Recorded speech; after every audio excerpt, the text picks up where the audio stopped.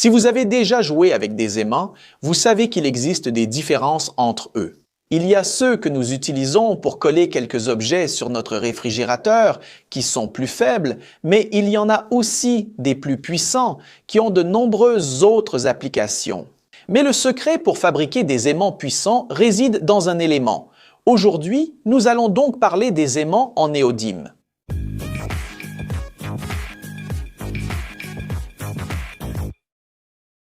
Parle-nous davantage de l'ingénierie.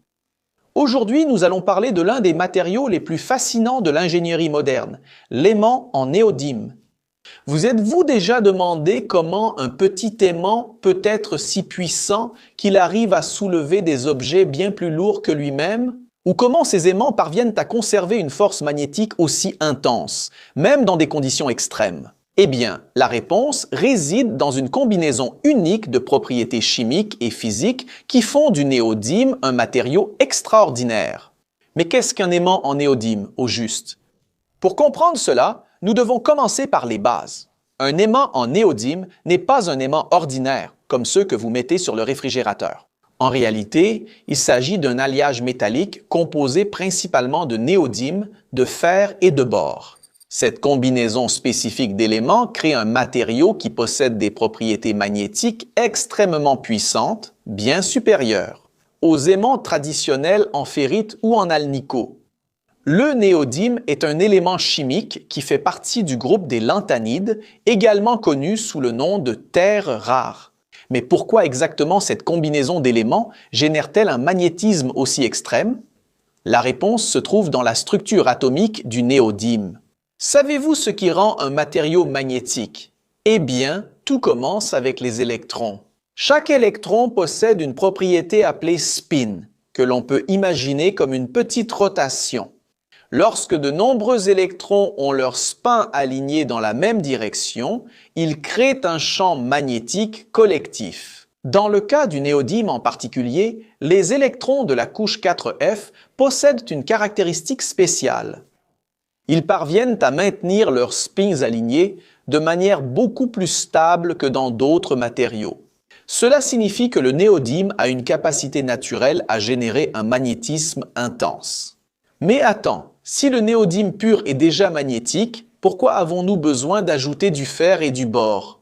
La réponse est que l'alliage Nd2Fe14B, qui est la formule chimique de l'aimant en néodyme le plus courant, crée une structure cristalline spéciale qui amplifie énormément le magnétisme.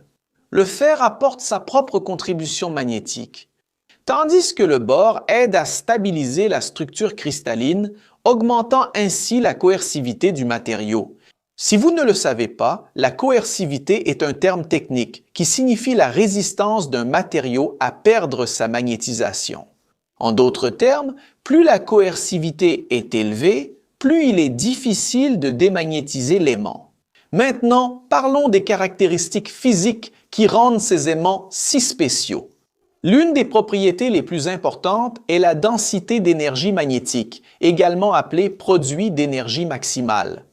Les aimants en néodyme ont une densité d'énergie magnétique pouvant atteindre 50 mégagauss-Ørsted, ce qui est environ 10 fois supérieur à celle des aimants en ferrite traditionnels. Cela signifie que dans un volume beaucoup plus réduit, l'aimant en néodyme parvient à générer une force magnétique bien plus intense. C'est pour cela que vous voyez des aimants en néodyme aussi petits, capables de soulever des objets lourds. Mais comment exactement cette force magnétique est-elle générée? Lorsque vous magnétisez un matériau, vous alignez les domaines magnétiques microscopiques à l'intérieur de celui-ci. Pensez à chaque domaine comme à un petit aimant. Lorsque tous ces petits aimants pointent dans la même direction, leur champ magnétique s'additionne, créant un champ magnétique beaucoup plus fort. Dans l'aimant en néodyme, la structure cristalline de l'alliage néodyme-fer-bore permet à ces domaines de s'aligner de manière extrêmement efficace et de rester alignés pendant très longtemps. C'est ce qui rend l'aimant en néodyme permanent, c'est-à-dire qu'il conserve sa magnétisation sans avoir besoin d'une source d'énergie externe. Une autre caractéristique physique cruciale est la température de Curie. Tu sais ce qui se passe quand tu chauffes un aimant?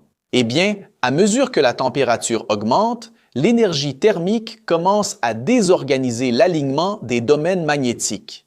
Il existe une température spécifique, appelée température de Curie, à laquelle le matériau perd complètement sa magnétisation. Pour les aimants en néodyme, cette température est d'environ 310 degrés Celsius. C'est relativement élevé comparé à d'autres aimants, ce qui signifie que les aimants en néodyme peuvent conserver leur force magnétique sur une large plage de température, ce qui les rend adaptés à de nombreuses applications industrielles. Mais quel est le secret derrière cette force magnétique extrême? La réponse réside dans une propriété appelée aimantation à saturation. Cela signifie que le néodyme peut atteindre un état de magnétisation très proche de son maximum théorique. Combiné à la forte coercivité, cela donne un matériau qui non seulement génère un champ magnétique très puissant, mais qui parvient aussi à maintenir ce champ de façon stable.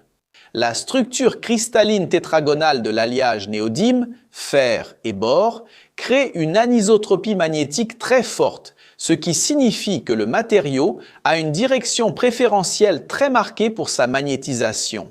Cela contribue à la coercivité et à la stabilité du champ magnétique.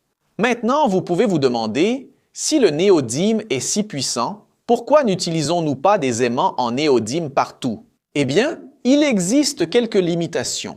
Tout d'abord, le néodyme est un matériau fragile et il peut se casser facilement s'il subit des chocs mécaniques. Deuxièmement, il est sensible à la corrosion, surtout dans les environnements humides, et c'est pourquoi les aimants en néodyme sont généralement recouverts de nickel, de cuivre ou d'or pour les protéger. Troisièmement, le coût est plus élevé que celui des aimants traditionnels.